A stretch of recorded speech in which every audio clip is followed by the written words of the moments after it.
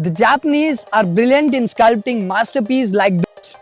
The looks, the engine, performance is top notch. I would like to relate this motorcycle to a South Indian movie, Onion. Hundreds of songs gets released in an year, but they do not stay evergreen in your heart and soul just like the old songs. The same way, there are a number of motorcycles which gets launched in an year, but the one which stays evergreen is the one we have today right now, the evergreen Kawasaki Ninja 300.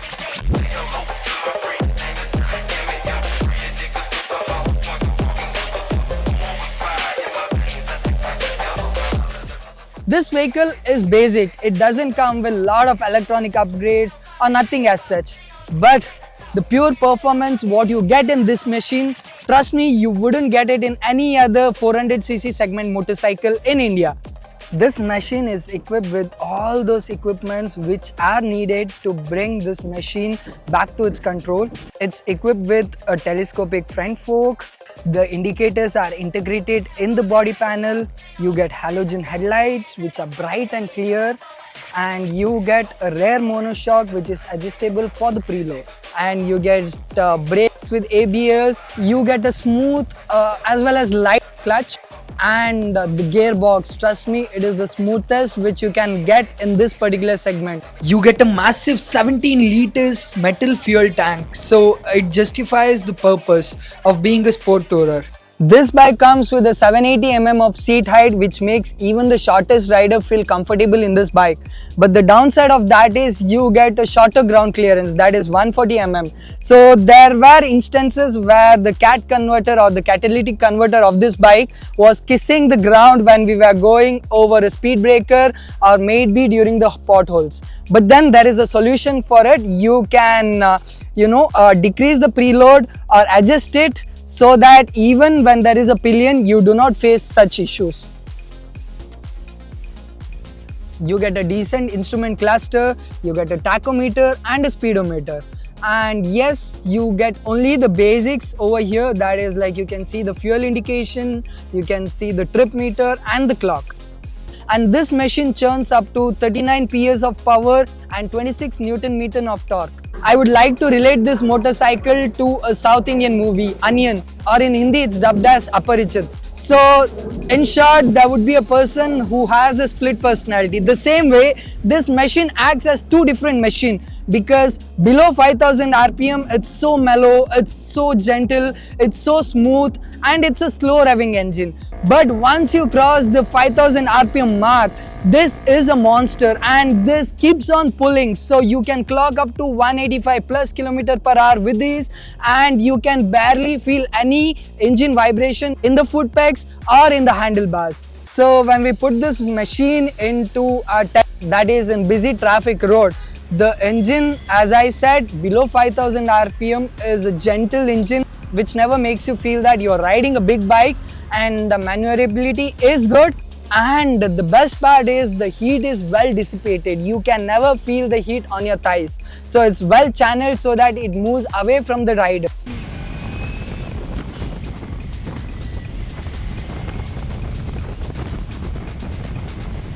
When it comes to cruising on highways or touring, this machine would never disappoint, or you never get bored of it, because the engine is so rev happy that you can stay all day long, clocking somewhere about 130-140 km per hour without stressing the engine. You can barely feel the vibration, and this engine will rev all the way up to 15,000 RPM, and you can clock more than 190 km per hour without having any hassle. But then yes, the wind blast is a point to be concerned about, but when you tuck in, you can barely feel any wind blast, and the mirrors are placed so strategically that it does a decent job of guiding the wind or the wind blast away from your shoulders. Yes, post 150 or 140 km per hour you can feel it, but that is not something which you can complain on. And when it comes to leaning into a corner, oh boy, this machine feels so good, so controlled.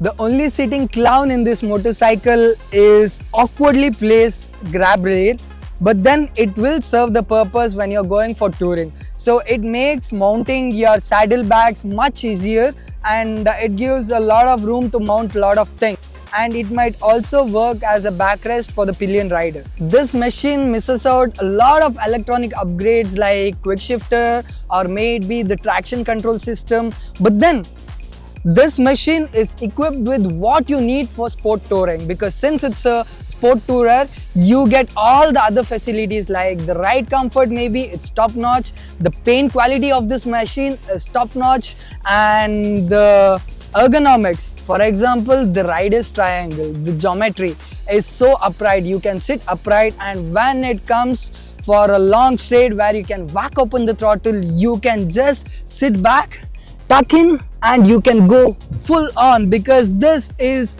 a rev happy engine, so you can rev all the way up to 15,000 rpm.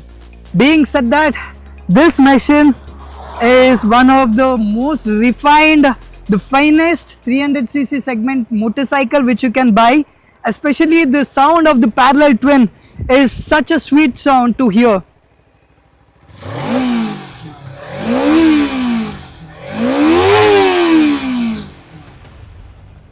So being said that, this is one of the best motorcycle, the Japanese motorcycle which you can buy in town unless you have the R3 as an option.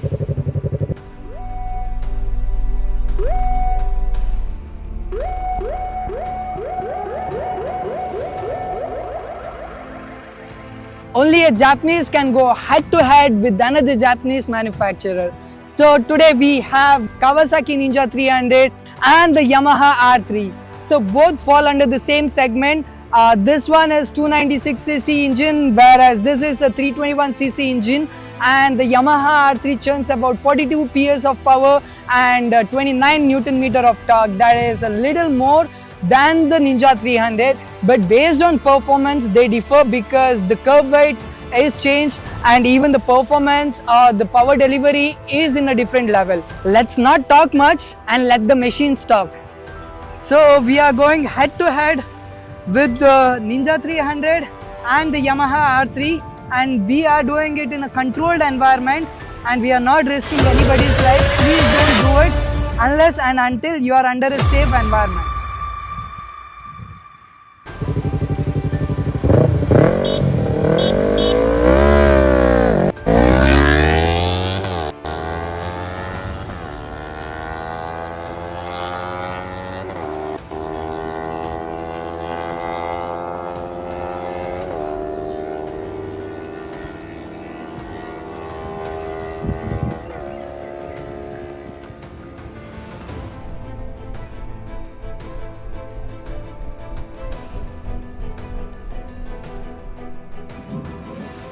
So that was a mad drag race. Yes, again I'm stressing this point, we did it in a closed environment and in a closed road, not on public roads.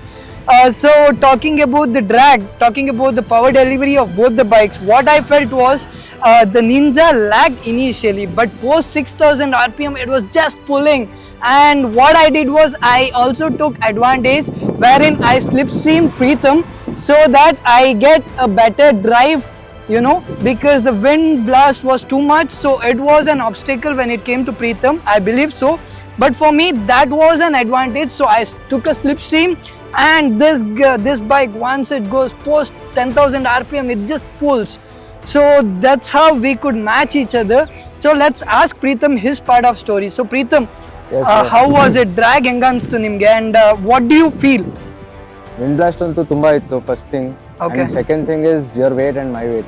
Correct. So when it's a whole package, my Yes. bike or our setup was the lightest one. Correct. So yes, this has more power and your bike is little modified also, tastefully modified.